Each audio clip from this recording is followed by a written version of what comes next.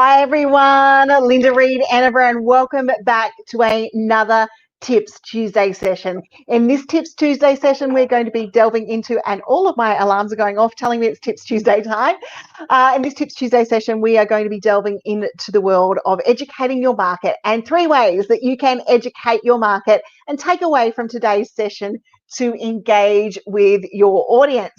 And that is today's big one. So we're going to delve into those world today. So we're going to look at 3 different ways you can educate your market.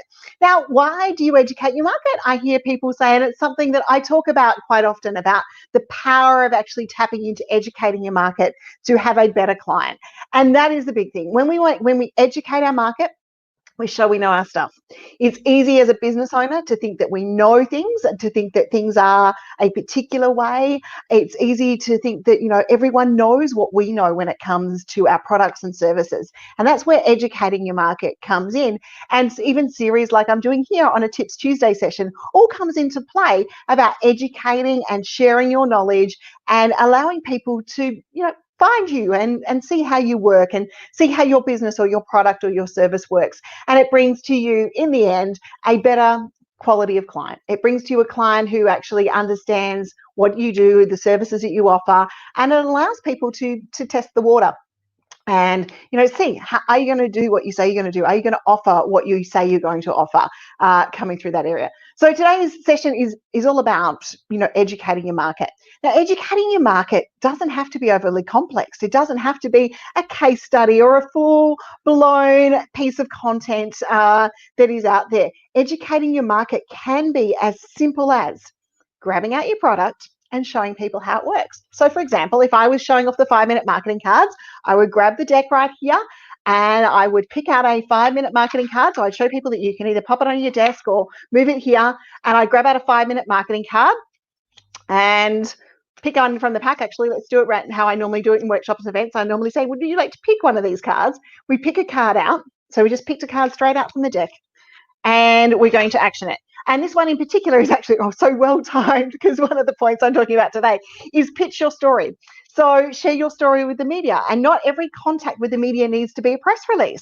Use 5 minutes to send a short pitch about something that's trending in the media that you can maybe add to, or something that's newsworthy and happening within your business. So that's one of our 5-minute marketing tips.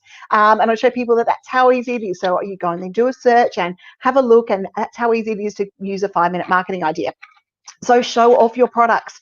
Show maybe something on your website, show something physical, whatever it is that you do. You can do a walkthrough, or you can show someone how to do something. You can use the screencasting software and take someone through a walkthrough and show them how to do something, especially if it's something that pops up quite consistently within your business or something people keep asking, then you can do that. And even for those who've got publication-based websites or teaching courses, do a screencast about how to navigate your way around the school or something like that, to help your people be able to engage. Okay, so you can show people how to do stuff. You can do a how-to, and those how-tos can be live, they can be face-to-face, they can be, walk through with a couple of graphics. They can be anything like that. The other thing you can do throughout the process, and you can look at engaging your audience with, is to speak.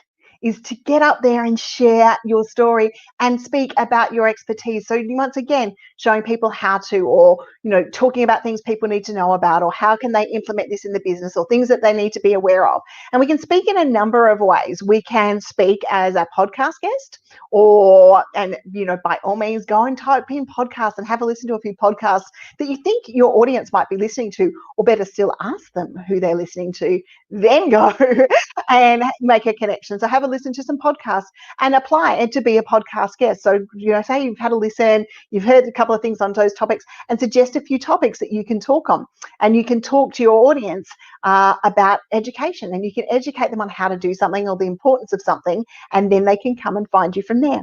The other thing you can do when it comes to speaking is you can guest speak in events. Now, at the moment, most of our events are virtual, so you might look at what webinars, what virtual online summits, what opportunities there are to guest speak. But in some states here in Australia, we are coming back to networking. We're coming back to face-to-face networking in the right environment. So you might have a look at the opportunity to be the guest speaker.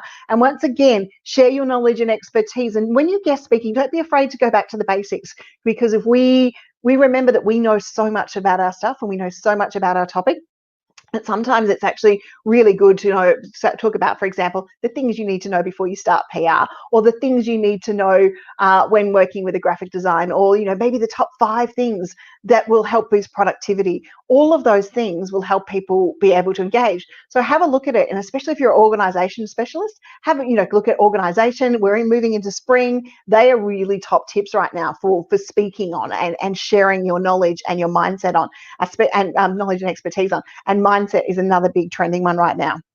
Okay, PR was going to be my other one. So share your knowledge and your expertise with the media.